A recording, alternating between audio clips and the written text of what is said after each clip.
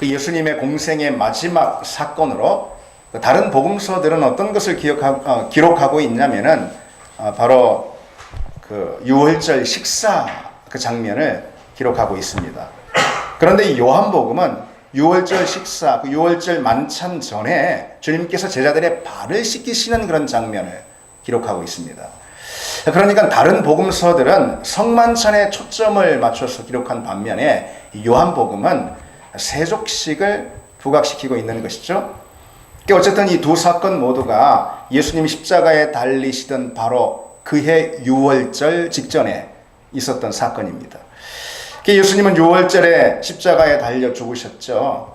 이 유월절이라는 것은 구약에서 구원의 절기로 지켜졌던 그런 유대인의 명절 아닙니까? 그래서 바로 그 기간에 예수님께서 십자가에 달려 죽으셨다라는 것은 예수님이 다른 누가 아닌 유월절 어린 양이 되셔서 구원으로 우리에게 오셨고 그 어린 양 희생 제물로 십자가에 달려 죽으셨다라는 것을 보여주시기 위함인 거죠. 당시 유월절에는 수많은 그 어린 양들을 도축했습니다. 희생 제물로 잡은 것이죠. 이 성경학자들에 따르면은 유월절 어린 양들의 이 도살은 통상 유대력으로 니산월, 그러니까 니산월 하면은 태양력으로는 3월을 가리키는 것입니다. 3월 14일 오후 5시서부터 오후 3시부터 5시까지 이 양들의 도축이 이렇게 일제히 일어났습니다. 수십만 마리의 양들을 그때 잡았다 그럽니다. 근데 예수님이 죽으시던 그해 유월절 그때는 바로 요일로 따지면 목요일이었습니다. 유월절은 그 목요일 저녁 6시, 다시 말해서 유대력으로 보면 니산월 15일에 시작되었습니다.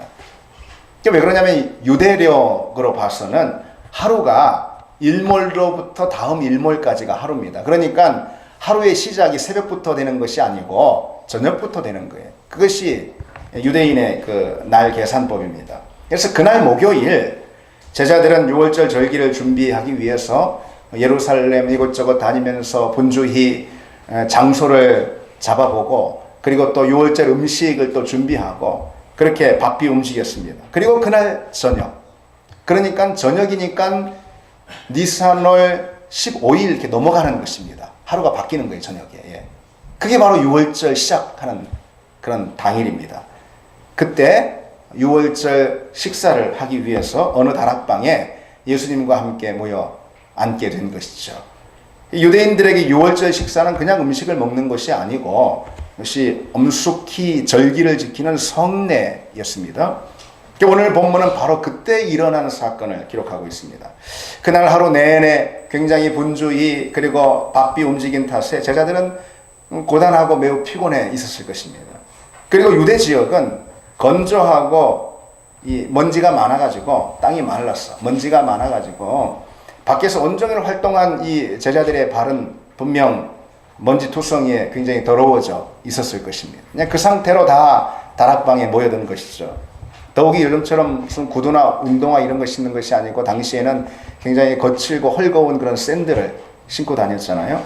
그렇기 때문에 조금만 걸어도 발이 그냥 엉망이 되는 것이죠.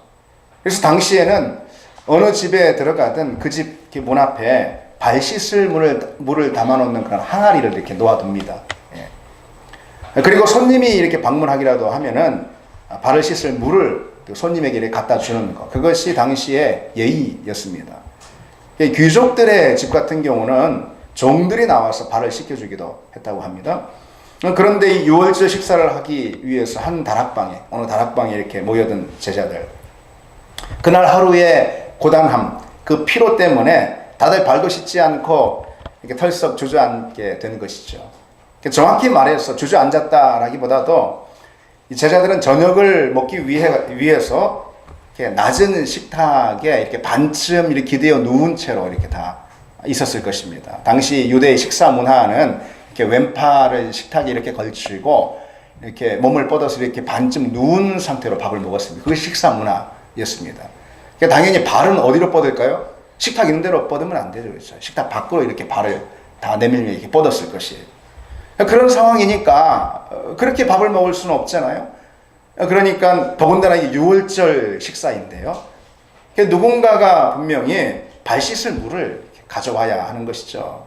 그리고는 예수님께 응당 먼저 그 물을 이렇게 갖다 드리는 것, 그것이 마땅한 일 아니겠습니까? 그런데 아무도 하지 않아요. 다 피곤하고 지치다 이것이죠. 꼼짝도 하기 싫다 이것입니다. 그때에 예수님께서 몸을 일으키신 것이죠. 그리고 겉옷을 벗고 수건을 가져다가 허리에 두르시고, 근데 그 차림은 영락없는 노예의 차림입니다. 그리고 제자들 앞에 무릎을 꿇고 한 사람씩 그 발을 이제 씻어주기 시작하십니다. 제자들은 너무 당황해서 어쩔 줄 몰랐을 것입니다. 그 상황이 제자들의 입장에서는 정말 곤혹스러운 상황인 것이죠. 그래서 베드로 차례가 이렇게 되자 베드로는 항상 나서서 말하는 사람이잖아요. 강경하게 예수님을 만류하기 시작한 것이죠. 바로 그것이 우리가 오늘 읽은 본문의 내용입니다. 그래서 오늘 이 시간에는 그러한 모습, 6월절 식사 전에 제자들의 발을 씻겨주시는 그러한 예수님의 모습을 통해서 예수님이 보여주시는 사랑이 무엇인가 몇 가지로 좀 생각해 보려고 합니다. 첫째로 예수님께서 보이신 사랑은 어떤 사랑인가? 그 사랑은 끝까지 하는 사랑입니다. 끝까지 하는 사랑. 오늘 본문 1절에 직설적으로 기록하고 있잖아요. 예수님께서 자기가 세상을 떠나 아버지께로 돌아가실 때가 이런 줄 아시고 세상에 있는 자기 사람들을 사랑하시되 뭐라고요? 끝까지 사랑하시니라. 사랑하시되 끝까지 사랑하시니라. 끝까지라는 것은 예수님께서 자신의 생의 그 마지막 순간까지 사랑하셨다는 것이죠. 당신의 모든 것을 다 쏟아 부어주시기까지, 자신의 목숨이 끝마쳐지는 그 순간까지 그 사랑을 끝까지 붙들고 계셨다라는 그런 말씀이죠. 사실 그것이 사랑에 있어서는 가장 중요한 핵심입니다. 사랑이 진짜 사랑인지, 그 사랑이 진짜 사랑인지 확인하는 것은 바로 끝까지 하는 사랑, 인간을 통해서 확인되는 그 법이죠. 그래서 오늘날 그 사랑 많이들 사랑처럼 많이 언급되는 단어도 없잖아요. 그러나 끝까지 변함없이 하는 사랑이 얼마나 되겠는가. 여러분, 세간에는 사랑에는 유효기간이 있다라는 그런 말들도 합니다. 어느 기업이 발렌타인데이를 맞이해가지고 젊은이들 890명을 대상으로 해서 이런 설문조사를 한 거예요. 내 사랑의 유효기간은 얼마일까? 근데 사실 그 질문 자체가 별로 마음에 안 들어요. 그렇죠? 어쨌든 내 사랑의 유효기간은 얼마일까라는 그런 설문조사를 젊은이들 상대로 했는데 요즘 사람들의 사랑 풍속도가 어떤 건지 짐작하게 해줍니다. 그 질문에 답한 이 여자 42.2%가 여자들 42%가 사랑의 유효기간은 2년이다. 그렇게 답했다고 합니다. 깁니까? 예. 근데 반면에 남자는 36.8%가 3년이다. 그렇게 답했다고 그러네요. 남자가 좀 더 진득하게 사랑하는지 모르겠습니다. 어쨌든 그 설문조사는 그래요.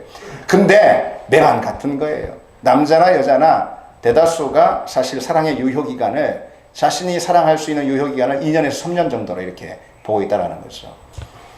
그것을 뒷받침이라도 하듯이 일부 생물학자들은 성인 남녀의 결합을 유지하는 호르몬이 있다.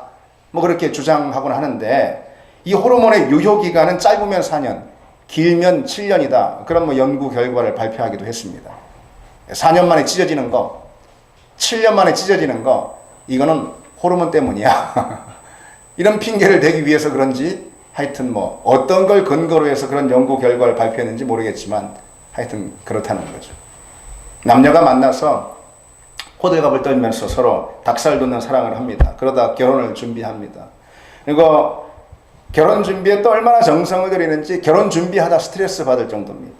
그리고 이제 이윽고 결혼에 꼴인해서 그 주례로부터 100년 해로 해라 라는 그런 주례사를 듣고선 결혼합니다. 그런데 그렇게 시작한 결혼 생활이 채 몇 년 못 가서 깨지는 경우가 얼마나 허다히 많습니까? 그렇죠? 사실 요즘은 소위 비혼, 여러분 비혼이라고 들어봤습니까? 비혼, 뭐 결혼 안 하는 뭐 그런 걸 말하는 건데요. 미혼과는 좀 다른 거 봅니다. 예. 미혼은 결혼 못한 걸 수가 있잖아요. 비혼은 결혼 안 하겠다라는 그런 거예요. 이 비혼이라는 말로 결혼을 거부하는 세태까지 되고 있어요. 그래서 그러면서 뭐라 말하냐면은 신이 사랑을 만들었더니 악마가 결혼을 만들었다. 뭐 그런 어처구니 없는 소리도 또 하는 걸 봤습니다. 그러니까 왜 그럴까요? 아무래도 이 결혼이라는 것은 아무래도 그래도 요즘 세상이지만 결혼이라는 것은 사랑의 유효기간을 없애기로 서로 선택하는 그런 자리가 결혼이잖아요. 결혼 안 하면 뭐 일주일 만났다 그냥 찢어도 되고 헤어져도 되고 하는 거지만 누가 뭐라 합니까? 그리고 결혼하면 또 그러지 않잖아요. 그렇죠?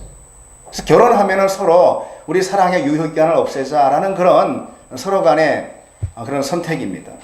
근데 그런 사랑 못하겠다 이거예요. 그래서 비혼이라는 말이 나오는 거 아니겠습니까? 여러분 어떻습니까? 그처럼 호르몬에 의존한 사랑, 그리고 감정에 의존한 사랑은 혹 유효기간이라는 것이 있을지 모르겠습니다. 말하자면은 콩깍지 유효기간 같은 걸 말하는 거죠. 콩깍지는 또 벗어져야 하는 거니까 콩깍지 유효기간 같은 건 있을지 모르겠습니다. 그러나 사랑에는 유효기간이 없습니다. 사랑은 호르몬이나 감정에 의존하는 것도 아니고 또 호르몬이나 감정에 의해 결정되는 것도 아니지 않습니까? 사랑은 무엇에 의해 결정이 될까요? 사랑은 무엇일까요? 베드로전서 4장 8절에 무엇보다도 뜨겁게 서로 사랑할지니라 그랬습니다. 근데 여기서 이 뜨겁게라는 헬라어 단어는 굳게 결심한 결연한 의지로 그런 뜻이 있습니다. 그래서 영어 성경은 constant love라고 이렇게 번역하고 있어요. 다시 말해서 부단한 사랑 또는 불굴의 사랑 뭐 그 정도로 말할 수 있겠죠. 그러니까 사랑은 사랑하기로 결심한 결연한 의지를 말하는 것입니다. 그리고 그것을 성실하고 충성스럽게 끝까지 실천하는 그것을 말하는 거죠. 그것이 바로 사랑입니다. 사실 감정은 사랑에서 아주 일부에 불과한 것입니다. 아니 거의 무시해도 될 정도로 감정이라는 것은 사랑에 있어서 그리 중요한 것이 결코 아닙니다. 사랑은 사랑의 감정이 타오르는 그런 것이라기보다도 누군가를 향해서 난 널 사랑할 거야. 어떤 경우에도 너를 향한 이 사랑을 결단코 포기하지 않을 거야 라는 그런 결연한 의지를 불태우는 것. 그게 사랑이라는 것입니다. 그리고 그런 의지와 결의로 사랑에 저항하는 모든 것들에 맞서는 것. 그게 사랑입니다. 그런 사랑이 끝까지 가는 사랑이고 끝까지 가는 사랑이 진짜 사랑이라는 것이죠. 성경에서 그런 사랑을 보여주는 가장 대표적인 사람, 저는 구약 성경에 등장하는 룻이라는 생각을 했습니다. 유대 땅에 기근이 너무 많이 이렇게 심해가지고 엘리메섹이라는 유대인이 그의 아내 나오미와 어린 두 아들을 데리고 고향 베들레헴을 떠나서 이방 족속의 땅인 모압으로 그렇게 이주를 하게 됩니다. 그러다가 이 엘리멜렉이 죽고 나오미만 남았는데 나오미가 어린 두 아들을 데리고 그 이방 땅에서 험난한 삶, 숱한 어려움 속에서 그 어린 두 아들을 장성하게 키워낸 거예요. 그리고 결혼까지 시켰어요. 누구하고 결혼을 시켰을까요? 당연히 모압 땅이니까 모압 여인들하고 이방 여인들과 결혼을 시켰습니다. 근데 결혼 후 한 10여 년쯤 지났는데 그들에게 또 다른 비극이 이렇게 닥친 것입니다. 남편 둘 다 자식도 낳지 못하고 그만 죽고 만 것이죠. 그러니까 결과적으로 이제 남은 가족들은 누구냐면은 시어머니인 나오미 그리고요 두 며느리 그렇게만 딱 남은 것이죠. 당시 고대 사회에서 이 여인들이 할 수 있는 것이 아무것도 없어요. 살 길이 막막해가지고 결국 이 시어머니 나오미는 고향 땅으로 돌아가기로 그렇게 마음을 먹었습니다. 마침 고향 베들레헴에 기근이 이젠 멈췄다라는 그런 소식도 들리는 그런 탓입니다. 나오미는 이 청산과부가 된 두 그 며느리를 이젠 놓아줘야 되겠다. 그렇게 마음을 먹습니다. 자기야 유대 여인이고 이제 자기 고향 땅으로 가니까 뭐 그래도 견딜만 한 것이죠. 그러나 모압 여인들 이방인이잖아요. 남편도 없고 자식도 없어요. 그 며느리들을 데리고선 이제 자기 고향 땅 유대로 가면은 거기서 얼마나 거기서 구박을 받고 거기에 얼마나 그 사람들 텃세가 심합니까? 유대인들 그렇죠. 지금도 선민사상 뭐 이런 거 있듯이 그 자체가 위험한 거예요. 고달픈 거예요. 그래서 이젠 며느리들을 이젠 놓아줘야 되겠다 하면서 축복의 말을 건네면서 이렇게 보냅니다. 이제 나를 떠나렴. 하나님께서 너희에게 각각 새 가정을 주시고 새로운 남편을 주시길 축복한다. 그렇게 아쉽지만 슬프지만 그렇게 보냅니다. 그러자 며느리들이 마음이 복받쳐서 막 울면서 아니에요 어머니 아니에요. 우리도 어머니와 함께 어머니의 고향으로 데려가 주세요. 막 그럽니다. 그 나오미가 굳고 만류하는 거예요. 아니다 얘들아. 내 걱정 말고 너희는 너희 행복을 찾아야지. 나하고 같이 들어가면은 너희들에게 큰 고난이야. 그래서 결국 큰 며느리는 이제 시어머니에게 작별 인사를 하고 자기 갈 길 자기 행복을 찾아갑니다. 그런데 둘째 며느리 누구죠? 롯입니다. 이 롯은 울며불며 나오미를 부둥켜 안고 막 간청을 합니다. 제게 어머니를 떠나라. 집에서 나가라 하지 마십시오. 어머니가 가시는 곳에 저도 가고 어머니가 사시는 곳에 저도 살다가 어머니가 죽으시는 그곳에 저도 같이 묻힐 거예요. 그럽니다. 이 롯은 시어머니가 그 어려움을 당했을 때 그를 끝까지 버리지 않고 함께 동행할 것을 선택하는 것이죠. 그것이 자기에겐 어려움이 된다 하더라도 낯선 땅에서 시어머니가 당하는, 과부로서 시어머니가 당하는 그 조롱과 비난을 시어머니와 함께 나도 감내하겠다. 바로 그게 사랑 아니겠습니까? 이 롯이 시어머니를 위해서 굳이 그걸 선택할 필요는 없습니다. 그것이 의무는 아닙니다. 그러나 바로 그것이 사랑이었기에 롯은 그 사랑을 선택합니다. 여러분, 사랑은 끝까지 같이 가는 것입니다. 사랑은 끝까지 하는 것이 그것이 진짜 사랑입니다. 여러분, 끝까지 저를 버리지 않고 사랑하시겠습니까? 무슨 뭐 결혼식 하는 것도 아니고, 사실 우리는 다 그리스도 안에서 함께 한 가족이 되는 사람들이잖아요. 저 역시 여러분들에게 어떤 일이 있어도, 여러분들이 어떤 형편 가운데 있어도 여러분들과 함께 하길 그렇게 마음 먹습니다. 그렇게 또 기도합니다. 사랑에는 유효기간이 없기 때문에 그렇습니다. 여러분 같이 해볼까요? 사랑에는 유효기간이 없다. 오늘 주님도 자기 사람들을 사랑하실 때 끝까지 사랑하시리라 그랬죠. 사랑은 어떤 환경에도 함께하는 것. 상대가 힘들고 약하고 어려움 당할 때도 여전히 그의 곁을 지켜주는 것. 그것이 진짜 사랑인 것이죠. 상대가 인생의 장애를 만났을 때 함께 그 장애에 부딪혀주는 것이 사랑 아니겠습니까? 어떤 경우에도 상대를 포기하지 않는 것이 사랑인 것이죠. 그래서 우리 교회에 바로 그와 같은 사랑의 이야기들이 늘 넘쳐나길 바랍니다. 그런 사랑이 끝까지 나와 함께하는 그런 사랑이 내게 만약에 주어진다면 나는 어떤 어려움이 있어도 인생에 어떤 장애를 만나도 결국 일어서게 될 것입니다. 그렇죠? 그런데 또 거꾸로 내가 그와 같은 사랑이 된다면 우리 교우들에게 다른 사람에게 내가 그와 같은 끝까지 하는 사랑이 된다면 그 사람 어떤 어려움 만나도 어떤 인생의 장애 만나도 넉넉히 이기고 일어설 것입니다. 그래서 우리 교회에 그와 같은 사랑의 이야기들이 늘 끊이지 않고 있기를 바랍니다. 둘째로 예수님께서 보여주시는 이 사랑은 어떤 사랑인가? 겸손한 섬김의 사랑입니다. 겸손한 섬김의 사랑.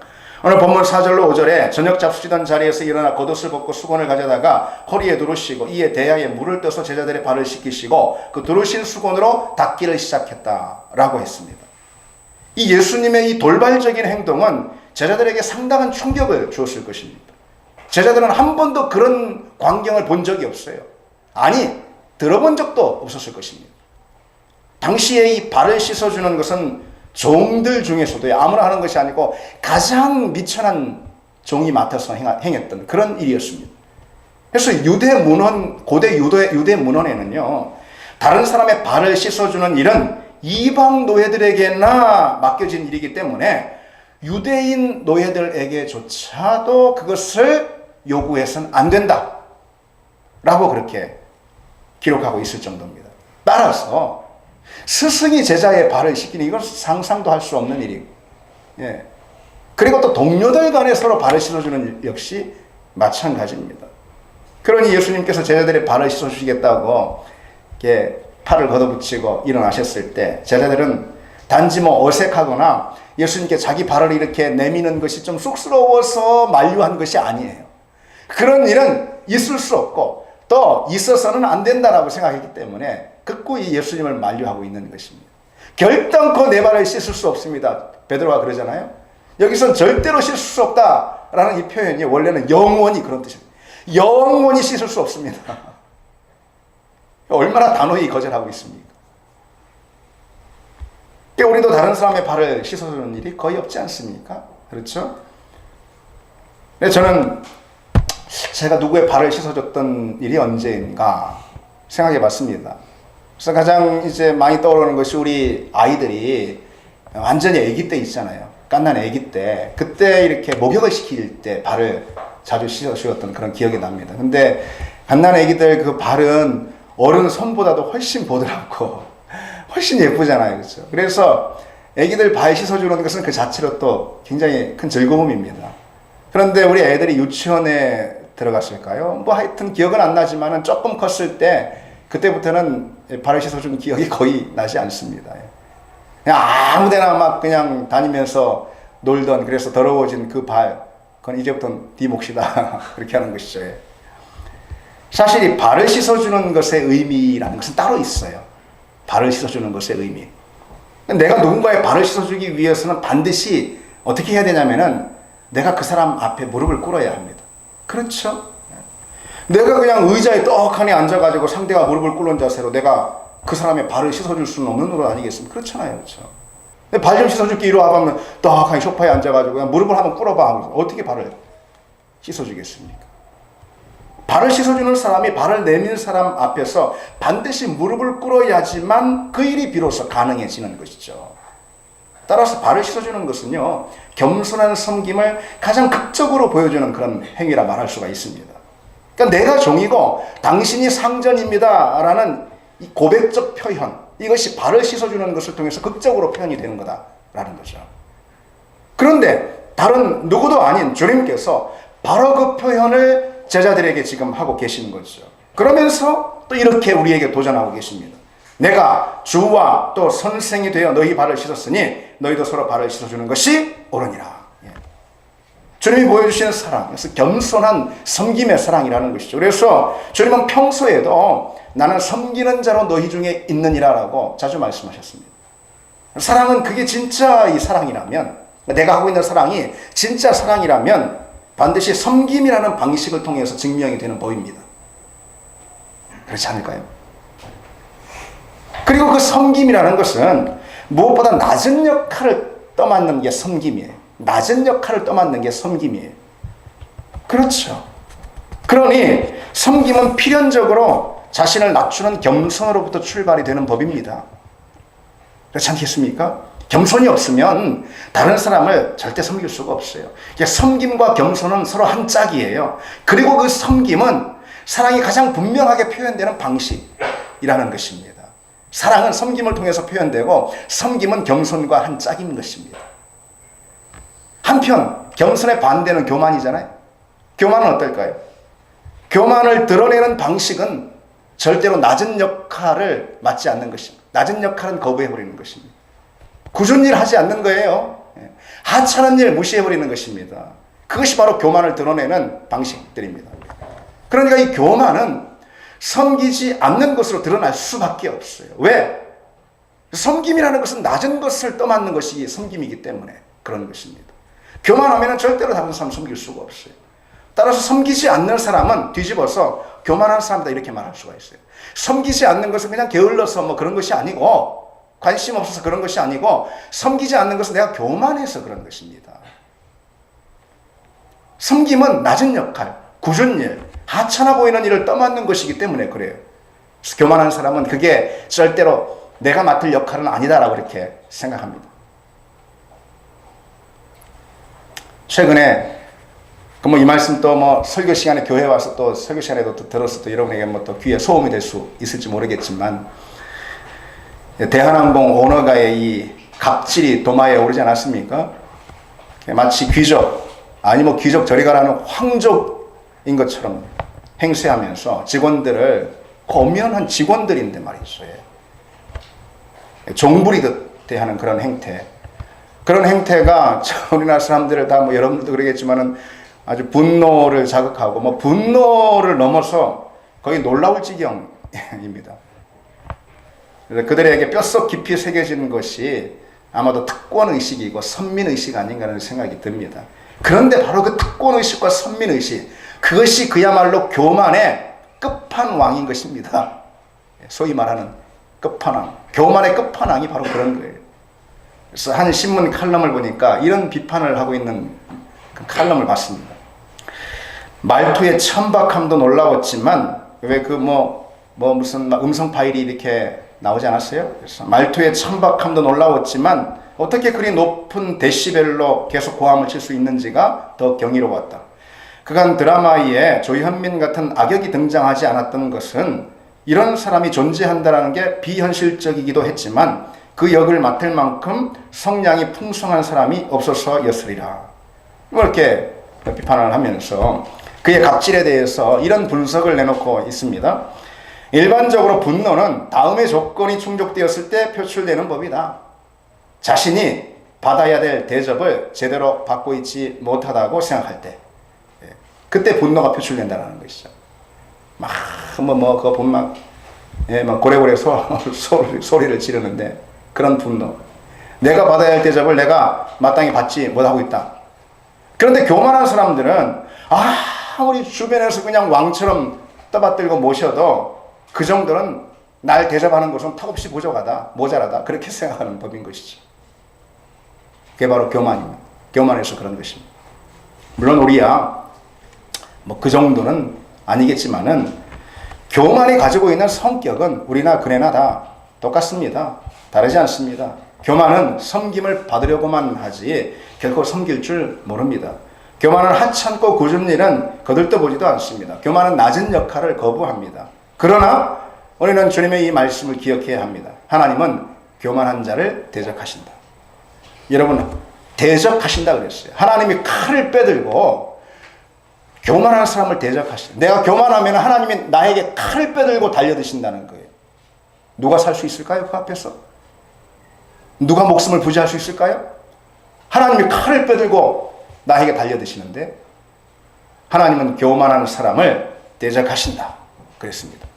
교만한 사람은 자신의 교만이 자신이 가지고 있는 힘과 지위로부터 나온다라고 그렇게 믿는데요. 실은 겸손이야말로 진정한 능력입니다. 겸손이 능력입니다. 왜 그럴까요? 이 세상의 능력이 아니고 주님이 행하신 것이 능력이죠. 아멘입니까? 세상의 능력이 아니고 주님이 행하신 그것이 능력이에요. 세상의 지위가 아니고, 그렇죠. 가장 높으신 분은 왕 중의 왕이신 주님이시죠. 그렇죠. 그런데 겸손이라는 것은 그 주님의 발걸음을 따라가는 거예요. 그 주님의 모범을 얻는 거예요. 그것이 겸손이에요. 그러니 겸손이 곧 주님의 능력을 얻는 것이고 겸손이 곧 주님의 지위를 얻는 것입니다. 그래서 겸손한 사람을 하나님이 높여주신다라고 말씀하신 이유가 거기 있습니다. 반대로 교만이야말로 가장 무능한 것이고 가장 천민적인 행태라는 것이죠. 여러분, 사랑은 겸손한 섬김입니다. 겸손한 섬김. 그래서 우리 주님은 이 작은 자 중 하나에게 냉수 한 그릇이라도 주는 자는 내가 진실로 너희에게 이르노니 이 사람이 결단코 상을 잃지 아니하리라 그랬습니다. 여기 보시면은 두 가지 겸손한 섬김에 대해서 말씀하셨어요. 겸손한 섬김이 뭐냐? 큰 사람이 아니라 작은 사람을 대접하고 돌보는 거예요. 이 작은 자 중 하나 이렇게 했잖아요. 작은 자를 대접하고 섬기고 돌보는 것입니다. 연약한 사람을 돌보는 것입니다. 그리고 또 두 번째로 이 겸손이라는 것은, 겸손한 섬김이라는 것은 남이 볼 때 작은 일, 하찮은 일, 굳은 일, 별거 아닌 일, 사소한 일, 그것을 붙잡고 자기 일로 여기는 것이 바로 겸손한 섬김입니다. 여러분, 냉수 한 그릇 갖다 주는 것이 하찮은 거잖아요. 그렇죠. 아니면 박사학위 받아야지 냉수를 갖다 줄 수 있습니까? 아니 대단한 힘과 능력이 있어야지 냉수 한 그릇을 떠줄 수가 있습니까? 아니잖아요. 그건 누구도 할 수 있는 일이잖아요. 그래서 다들 하찮게 여기는 것입니다. 그러나 겸손한 섬김은 바로 하찮게 여기는 그 일을 소중히 여기는 것입니다. 우리 교회는 자꾸 연약한 사람들이 대접받는 그런 교회가 되기를 원합니다. 여러분도 원하시죠? 예. 다른 곳에서 무시당하고 괄시받고 다른 곳에서 상처받고 그러다가 우리 교회만 오면은 그 사람이 대접받고 그 사람이 VIP가 그야말로 되고 그 사람이 환영받고 그 사람이 존귀해지고 그런 것입니다. 그 사람이 원래 존귀해서라기보다도 우리가 다 겸손한 섬김을 다른 데서는 천대받는 사람이라 하더라도 우리 교회 오면은 그 사람이 왕이 되는 거예요. 여러분, 우리 교회가 그런 교회가 되길 원합니다. 우리 같이 그런 교회를 만들어 갑시다. 그리고 또 우리 교회에서 가장 대접받는 일은 무엇이냐? 가장 대접받는 일, 남이 볼 때 하찮고 굳은 그 일, 그것이 가장 대접받는 일이 되길 바랍니다. 특별히 우리 교회의 여러 직분자들은 여러 종직을 맡고 계신 분들은 더더욱 그러기를 바랍니다. 마지막으로 세 번째로 주님이 보여주신 사랑이 무엇이냐? 주님이 보여주시는 사랑은 제한이 없는 사랑이에요. 제한이 없는 사랑. 예수님은 지금 당신이 씻기고 계신 그 발들의 미래를 분명히 알고 계셨을 것입니다. 다음날 그 발들은 모두 주님을 배신하고 달아나는 데 쓰일 그런 발들입니다. 주님을 버리고 숨을 곳을 찾아 주랭랑을 칠 발들 아니겠습니까? 그 발들이 더욱이 몇 시간 후에 유다의 발은 예수님을 밀고 하기 위해서 대제사장 가야발의 뜰에 서게 될 것입니다. 그러나 주님은 자신을 배반할 그 제자들의 발을 말없이 지금 씻겨주고 계신 거죠.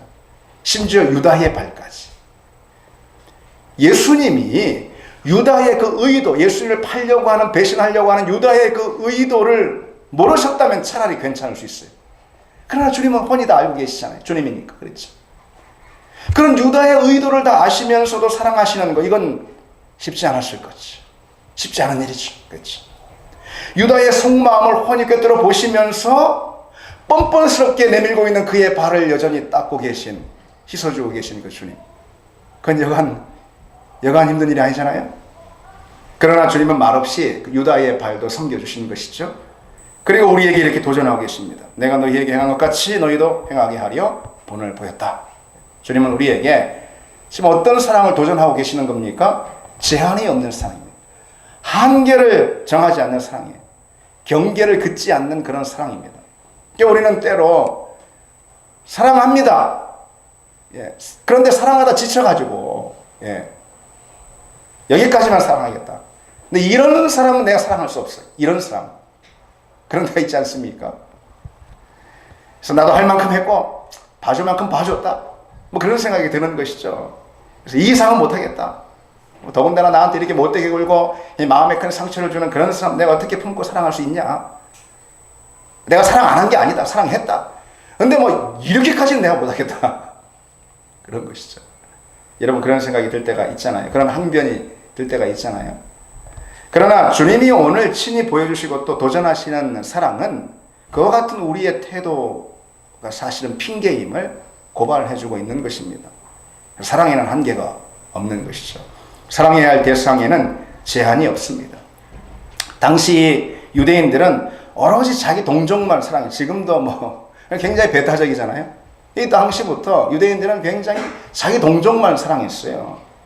그리고 이방인들은 심지어 이렇게 말했어요. 하나님이 지옥의 땔감으로 쓰시기 위해 창조해 놓으셨다. 이렇게 뭐 여길 정도로. 셀이나 창기, 사마리아인이나 이방인들 상종도 하지 않았어요. 그저 자기들끼리만 좋아해. 자기들끼리만 사랑해. 자기들끼리만 존대해. 자폐적 사랑인 것입니다. 자폐적 사랑. 교회에도 흔히 그런 자폐적 사랑을 볼 수가 있어요. 먼저 교회 모인 사람들끼리 서로 끼리끼리 좋아해요. 그런 그들에게, 그런 유대인들, 그런 제자들에게 주님께서 뭐라 말씀하시죠? 너희에게 이르노니 너희 원수를 사랑하며 너희를 박해 하는 자를 위하여 기도하라 그랬습니다. 굉장히 급진적인 그런 도전인 것이죠. 사랑의 범위를 무제한으로 넓히시는 것입니다. 사랑의 경계를 무너뜨려 버리시는 거죠. 사실 이웃은 사랑하고 원수는 미워하는 거. 뭐 원수는 그냥 미워한다 쳐요. 근데 이웃을 사랑하는 건 어려운 게 아닙니다, 여러분. 어렵습니까? 이웃 사랑하는 절대 어려운 게 아니에요. 이웃을 사랑하는 것은요, 어찌 보면 우리의 상식이고, 그래서 우리의 몸과 마음이 아주 자연스럽게 따르게 되는 생리이고 체질입니다. 이웃 사랑이라는 것은.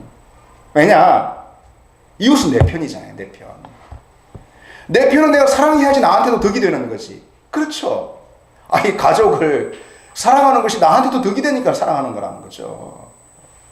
내 편을 미워하고 적대시하면 그것은 다름 아닌 내 자신이 손해를 입게 되는 거예요. 그렇죠. 그래서 좀 엄밀히 보면은 이 이웃을 사랑하는 것은 어느 면에서 자기애의 반영이다 이렇게 말할 수가 있어요. 남편을 왜 사랑하냐? 내가 귀하니까 날 사랑하니까 남편을 사랑하지 않을 수가 없어. 그 반대도 마찬가지죠. 이웃은 다 자기애의 반영, 이웃사랑이라는 건 자기애의 반영이다 이렇게 말할 수가 있습니다. 물론 이웃사랑도 중요한 거지만요. 근데 원수는 누구예요? 원수는 다른 편이에요. 나를 미워하고요, 나를 적대시하고 내게 상처를 주는 그런 사람입니다. 당연히 그들은 미워해야지 나한테 득이 되는 거예요. 그들은 멀리해야지 나한테 이익이 되는 것이죠. 그렇죠. 그러나 주님은 그들까지도 사랑하라. 그것은 상식에 어긋난 것이고 우리 체질에 반하는 것이죠. 그런 생리를 거스르는 도전, 주님이 하시는 것이죠. 근데 여러분, 우리는 주님의 제자들 아니겠습니까? 주님의 그 말씀, 비록 우리 생리를 거스르는 거지만 주님의 그 말씀을 우리 삶으로 담아내야 하는 주님의 제자들입니다. 그래서 우리는 원수도 사랑할 수 있는, 우리는 나와 관계없는 사람들도, 멀리 있는 사람도 사랑할 수 있는 그런 사람들이 되기를 원합니다. 2차 세계대전 당시에 유대인들에게 나치의 만행이 얼마나 극악했습니까? 그야말로 용서할 수도 더욱이 사랑할 수도 없는 극악한 그런 일이었습니다. 1945년 연합군이 독일군을 몰아내고 라벤스부르크 집단 수용소를 해방했을 때 92,000명의 여자들과 어린 아이들이 학살을 당한 그런 참상을 목격하게 됐습니다. 그런데 강한번이 죽은 아이가 있는데 그 아이 시신 옆에 이런 기도문이 적힌 쪽지가 이렇게 있는 거예요. 오 주님, 선의를 보였던 사람들만 아니라 악의를 품었던 자들도 기억하여 주소서. 그러나 그들이 우리에게 가했던 고통만은 기억하지 마시고 그 고통 덕에 우리가 맺은 열매들, 우리의 동지애, 우리의 충정, 우리의 인간의 용기, 너그러운 인정, 이 모든 것에서 자라난 넓은 마음도 기억하여 주소서. 그리하여 그들이 심판받을 때에 우리가 맺은 이 모든 열매들이 그들을 용서하게 하소서. 여러분, 사랑이라는 것은 감정이나 느낌을 쫓는 그런 것이 아닙니다. 그것은 애정입니다. 사랑은 상대를 하나님의 눈으로 보는 그런 신앙의 시야를 갖는 것이 바로 사랑입니다. 사랑은 내 감정이 아닌 하나님의 눈을 갖는 것입니다. 나의 눈에는 정말 꼴도 보기 싫지만, 나의 눈에는 원수지만 하나님은 그도 사랑하신다. 하나님은 그를 위해서도 십자가에 지셨다. 우리가 이 사실을 기억해야 하는 것이죠.